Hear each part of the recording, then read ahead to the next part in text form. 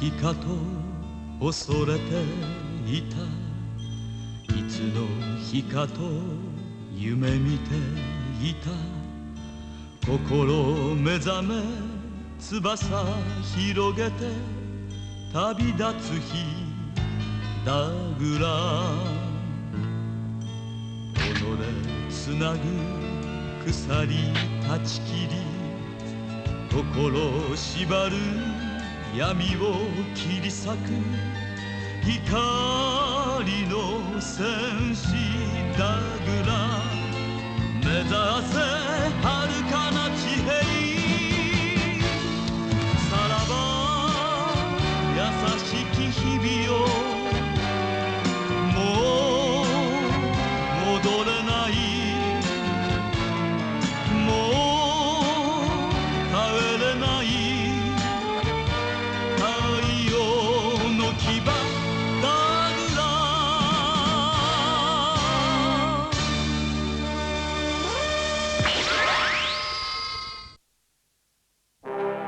人民解放政府樹立後、各地で活動していたゲリラおよび連邦軍に反旗を翻したデロイ兵たちは続々とパルミナ大陸に渡り解放軍に合流。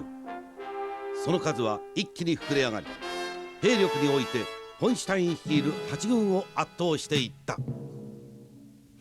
解放軍の主力部隊はすでにこの北極ポートに向けて進軍を開始しています。このまま行けば1日10時間行軍するとして20日後には北極ポートへ達します。大佐、はっきり言ってドガシ奪還に失敗した我が軍の戦力は著しく衰退しております。この際北極ポートに駐屯している6軍の支援を要請しては。君はわしが地球の傀儡であると認めたいのか。いえ、そんなつもりは。危機に瀕してはいても壊滅したわけではない。必要とあらばわしは一兵卒となっても最前線へ出て奴らの北上を阻止してやる。大佐、ラドルフ少佐、君ならどうする。一見消極的に見えますが確実な方法を取ります。言ってみたまえ。首都防衛に当たっている部隊を削減したとしてもパルミナに送れる我が兵力は1個師団を書きます。となれば10日ないし1週間後には解放軍が達するであろうここカルナック山脈を最後の阻止線としてここに兵力を集結させ、それ以前に少しでも敵を消耗させる策を取ります。それでつまり少数精鋭部隊をカルナック山脈に至るまでの重要ポイントに配備し、各ポイントでできる限り敵に打撃を与えておき、その敵がカルナックに達した時温存していた我が主力部隊で一気に壊滅させます。なるほど。現在我々が置かれている状況の中で最良の策だ。すぐ実行に移してくれ。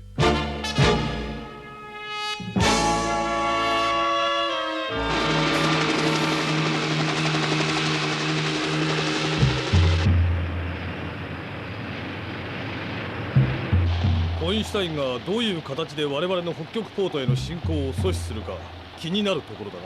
彼は追い込まれた時の方が強い。今がそうだ。問題はどの地点でどういう形で我々に対して来るかだ。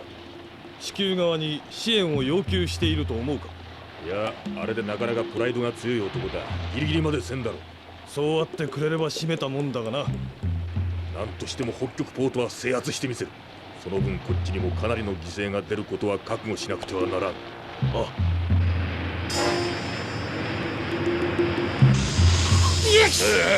ねえなもう。待って寒うてよ。生し窓閉めろっつのによ。やっぱり北へ向かってんだよな。空気が冷たくなってきたわい。やがては氷の上でドンパチなんてこともあるぜ。でもこればっかりは経験してねえからな。氷の上？おい、こんな格好で氷の上でドンパチやっとか。それなりの服をちゃんと用意してくれるさ。当たり前たい。たまに当たんならまだしも投資したなんてんじゃ格好つかんばい。こいつは別だろうがな。なんかおっしゃいましたかな。やかた、あんた偉いよ。そう。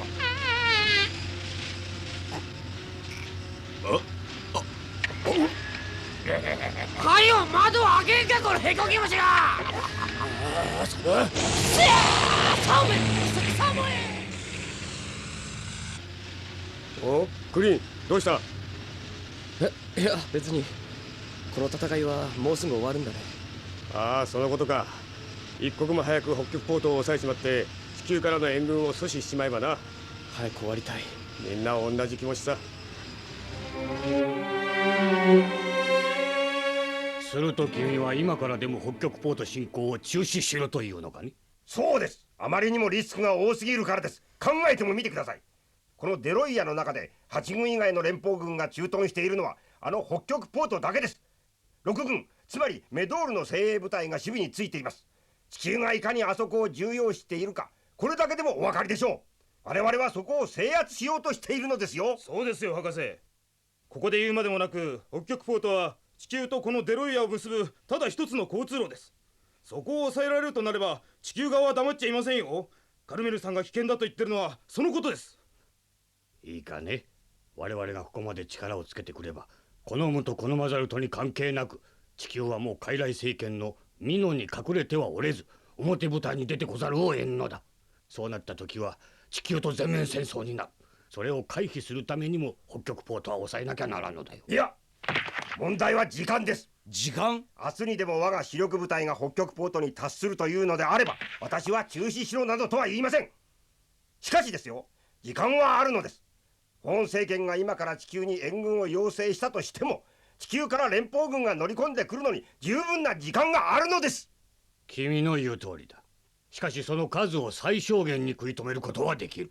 楽観的すぎると思います。今地球から連邦軍が続々と入ってくれば我々の組織などひとたまりもなく潰されてしまいます。ここまで築き上げたものを失ってもいいと言われるのなら話は別ですが、一体あんたはどうしたいんだ。地球側と交渉の場を持ち我々人民政府が唯一のデロイヤの代表政府であると認めさせるのです。その上で我々の意思を反映させるべきです。あんたはいつから臆病者になったんだ。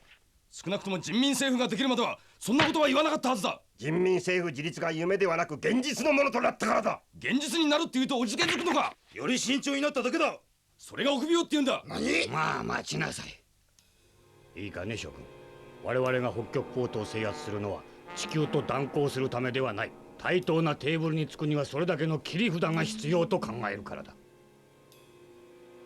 北極ポート制圧は私のプランであると同時に真の独立を願う解放軍兵士諸君の総意であるということだ。その彼らに君たちは中止しろと説得できるかね。しかし今までがうまくいってきたからといってこの先ずっと我々政府の思うままに事が運ぶとは言えませんよ。やっぱりあんたも臆病風に吹かれてるんじゃないか。どこが臆病者なんだ。現実を直視してるだけだ。何を言ってんだ。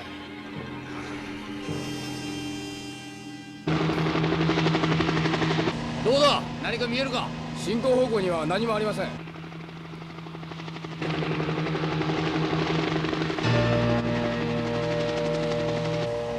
砲台です。何？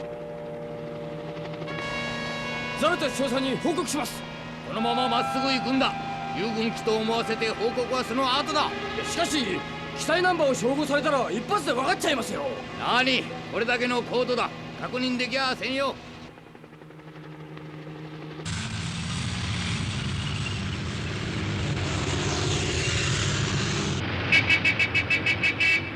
これどうしたんだ。何かあったらしい。どうした。報告します。前方2キロに敵がいると偵察ヘリから連絡が入りました。何？前方2キロに敵か。ルートを変更しますか。いや待て。で敵の兵力は？はっ、砲2門を備えた統治下をはじめ戦闘車両らしきものを数台確認した模様です。確かめてくる。後続に知らせろ。はっ。厄介なことになりそうだな。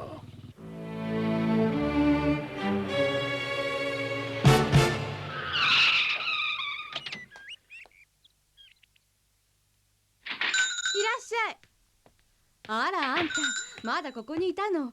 当分ドガにいるつもり？空港のチェックがうるさいんでね、出るに出られんのさ。嫌よね、こんな町。客って言ったら銃を持った兵隊ばかり。いつものやつをくれ。分かってるわ。ああ、どっか静かな田舎に行って落ち着きたいわ。できればちっちゃくても自分の牧場が持てれば最高。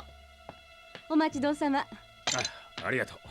誰か私をもらってくれる人がいれば、牧場のおかみさんでもいいわ。もうあちこち流れ歩くのはたくさん。随分と苦労したようだな。同じでしょ、あんたも。見ればわかるわ。静かな田舎に引っ込んで牧場か。悪くないな。何よマジになっちゃって。夢よ夢。この店を出すのに借金してるし、それを返すだけで精一杯。はい、お金があればの話。金か。金があったらその夢を二人で実現してみる気はあるかい？いいわよ、あればだけどね。はあ、いらっしゃい。パトロールの解放軍よ。どうぞテーブルへ。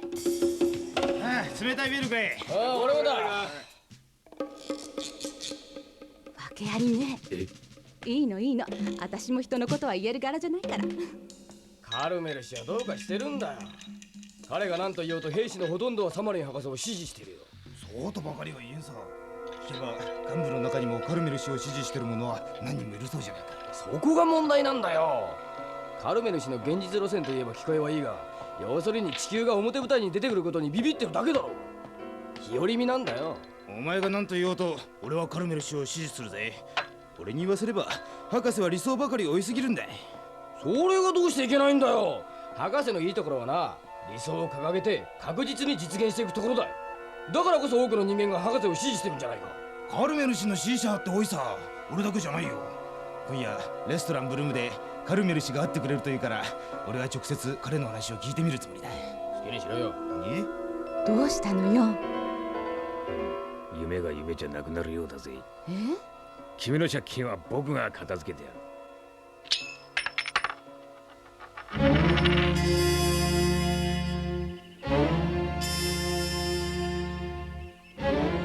でっけえ大砲。連邦軍が地球で一時使っていたバリアント砲だ。ダグラムといえどまともに一発食らったら吹っ飛ぶくらいの代物だよ。どうだろう、私があの上へロープウェイを使って登ってみよう。しかし地上からは援護できんぞ。なに、上空からヘリで攻撃をかけたら敵の目は空に向かうさ。なるほど。じゃあやってみてくれるか。わかった。クリン、君の出番は統治下にいる兵を排除した後だ。はい。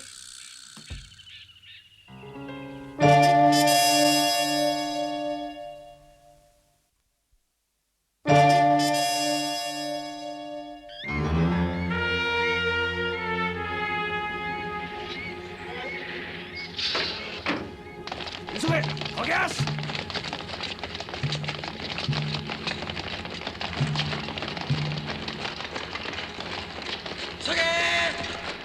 第一小隊全員乗り込みました。わかりました。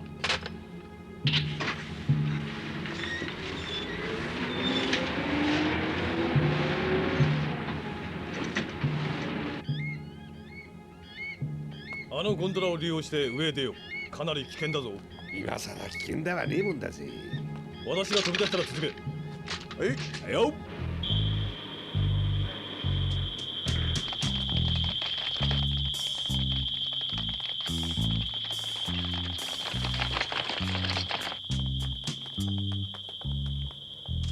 11時の方向、ヘリ2機接近。お、解放軍だ。本部からはどこの部隊もこの辺りにヘリは出していないと言ってきてる。各員戦闘配置につけ、迎撃するぞ。ほっ、各員戦闘配置につけ。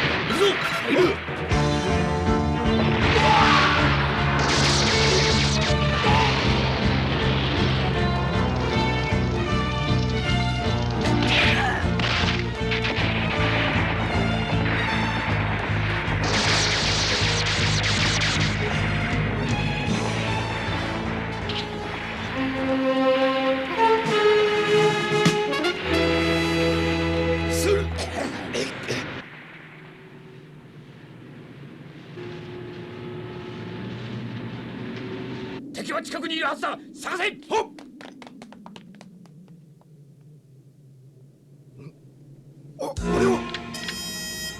敵です。前方1500人アイアンフットタイプ3機発見。追い角130。追い角130よし。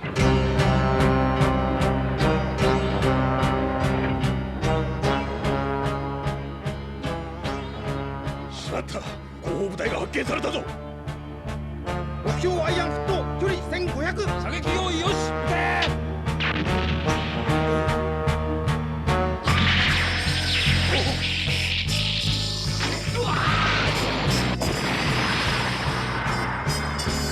第二射撃目標、距離1500、追い角145。司令、固まるな、司令。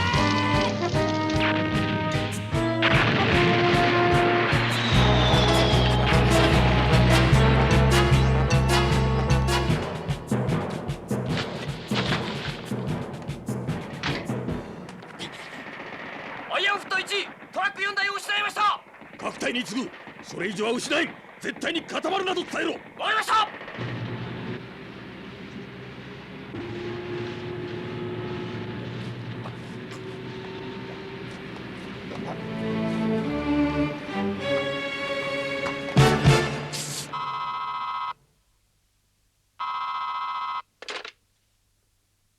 繋いでくれ。ああ、私だ。覚えてますか？デスタンですよ。ドナンの部屋に移られたそうでおめでとうございます。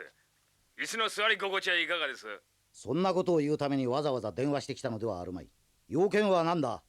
金が欲しいんです。それもまとまった。まとまるかまとまらないかは情報次第だ。聞いてやる。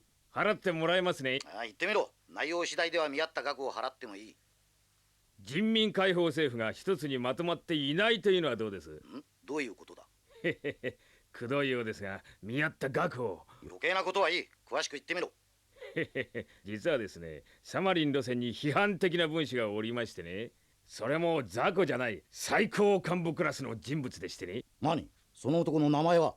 へへ、ヘシ・カルメルって言いましてね。ヘシ・カルメル？ええ、そうです。どうやら修正主義者らしく地球と交渉の場を持ちたがっていますよ。人民政府を切り崩すチャンスではないんですかね。なんでしたらコンタクト取れる場所を教えますよ。連絡先は分かった。そのレストランに今夜ヘシ・カルメルという男がいるんだな。よし、その男が間違いなくいたら金は払う。で、いくら欲しい？まあいいだろう。ああ、分かった。人民政府も一枚岩ではなかったというわけか。やるか。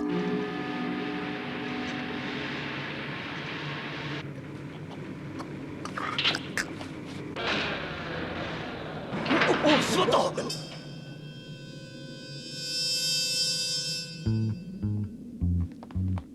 下から来たぞ。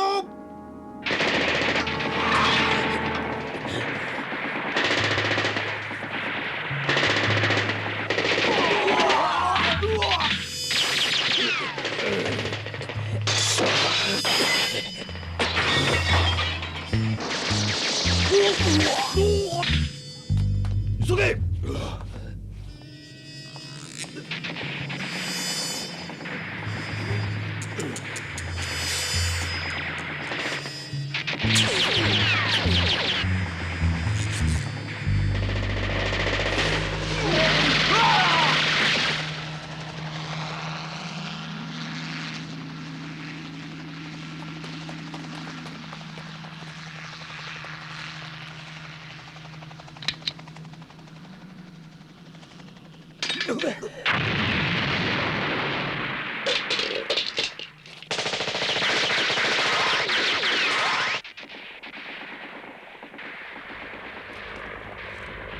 やったな。よし、ダグラムを運べ。了解。コンバットアーマー。やばいぜこりゃ。やばいったってダグラムが来るまで持たせにはなんねえ。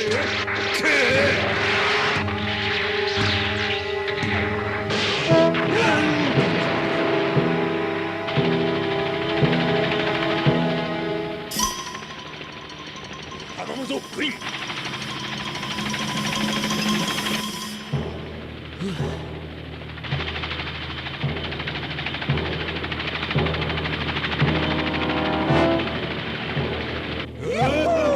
やったぜ。ダグラムです。ダグラム出現。何？何としても撃退するんだ。はい。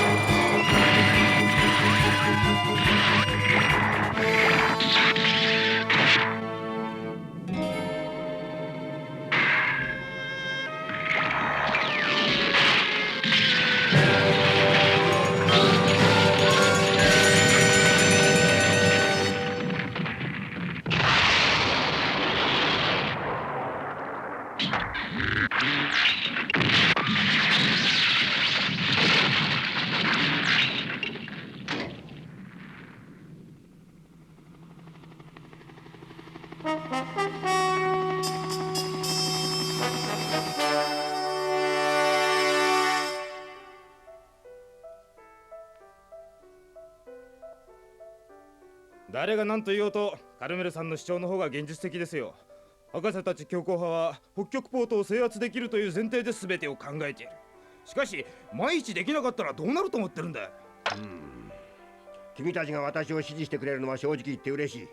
しかし博士の路線が正しいか私の路線が正しいかは残念だが結果が出て初めて評価できる性質のものなんだ。もう一つ、ところ構わず博士批判はやらない方がいい。万一敵の耳に入ったら内部不統一ということで相手を喜ばせることになる。カルメル様、お電話が入っております。ありがとう。ちょっと失礼するよ。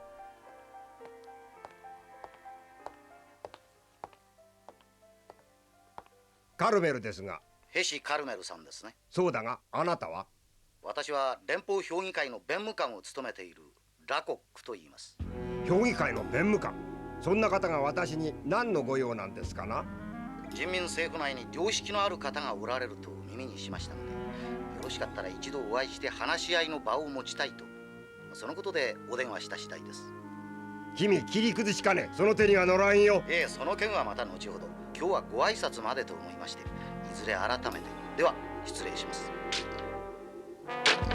ラコック。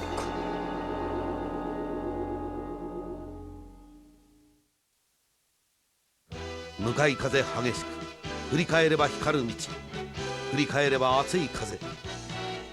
神聖デロイアのゆりかごパルミナに刻まれた勇士たちの足跡。今一筋の道が語りかける。一筋の道が独立デロイアへの座標を示す。次回、刻まれた光る道。 Not even justice. I want to get truth. 真実は見えるか。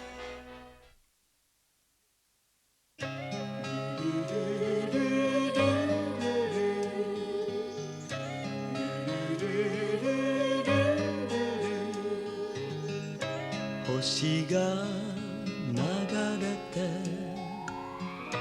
願いをかけて二つ数えて夢砕け恋しさかけらのフラッシュバック心細さに後振り向けば幼い夏の日スローモーション